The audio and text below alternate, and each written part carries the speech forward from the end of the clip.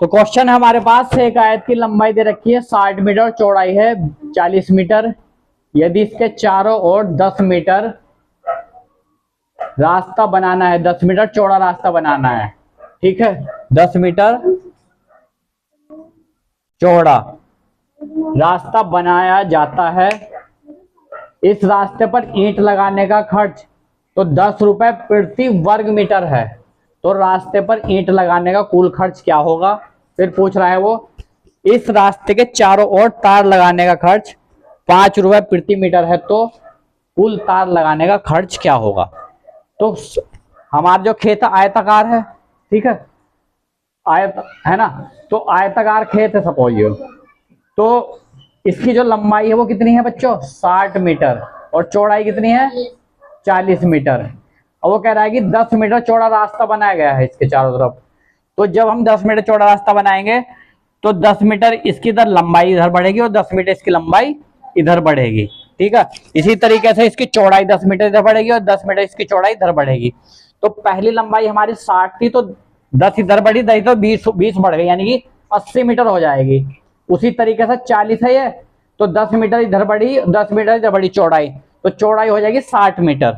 तो ठीक है, तो हम क्या काम करेंगे, पहले अंदर वाले खेत की क्या करेंगे, क्षेत्रफल निकाल लेंगे अंदर वाले खेत का।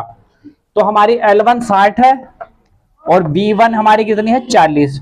तो इसका A1 यानी एरिया क्या होता है आयत का? लंबाई गुणा चौड़ाई।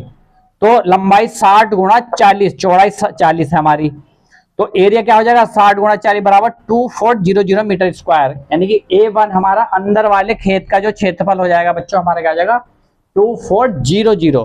बात समझ में आ गई? उसके बाद हम निकाल लेंगे P1। हालांकि P1 निकालने की वैसे जरूरत है नहीं, लेकिन P1 भी फिर भी हम निकाल रहे हैं क्योंकि हमें चाहिए P2 तार लगाने के लिए बाहर वाले। चलो फिर भी हमने P1 निकाला, तो 2L प्लस बी, तो हमने P1 निकाल लिया, हमारा 200 मीटर आ गया हमारा P1। उसके बाद अब निकालेंगे बाहर वाले खेत का क्षेत्रफल। तो बाहर वाला, अब हमने क्या कहा था, बढ़ी हुई लंबाई 80 हो गई थी और बढ़ी हुई चौड़ाई 60 हो गई थी, तो इस तरीके से A2 निकाल लेंगे। तो L2 इंटू B2, लंबाई गुणा चौड़ाई, बाहर वाले खेत का क्षेत्रफल आयत का। तो क्या हो गया हमारा? 80 गुणा 60, तो हमारा A2 कितना आ गया? 4800। अब हमें P2 निकालना है, क्योंकि तार लगाना है हमें बाहर की तरफ, ऐसे रास्ते के बाहर अगर हम तार लगाना चाहें तो क्या करेंगे, हम इसका P2 निकाल लेंगे। तो 280 प्लस 60, यानी कि ये कैलकुलेट करेंगे 280 मीटर स्क्वायर आ जाएगा। अब कह रहा है रास्ते पर ईंट बिछाने का खर्च 1 मीटर का तो है, 1 मीटर स्क्वायर का 10 रुपए है। तो हम क्या करेंगे, रास्ते का क्षेत्रफल निकाल लेंगे। रास्ते का क्षेत्रफल कैसे निकलेगा?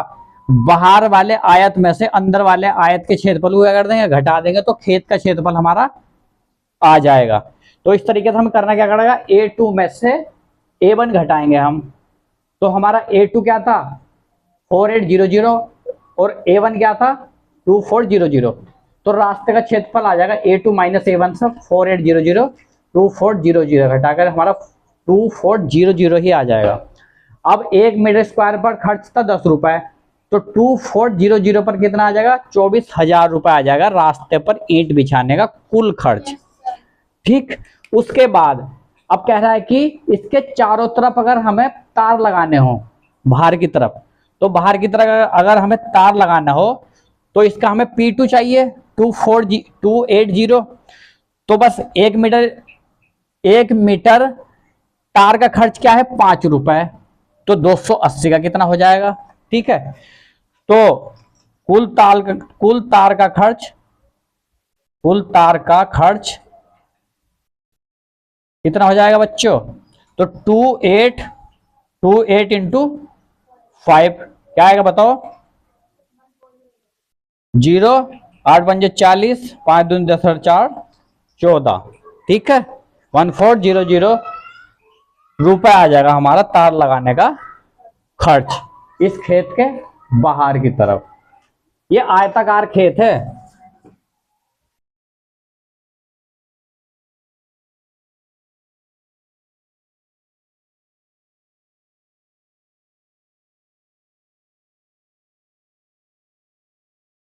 ठीक है, आयताकार खेत था ये।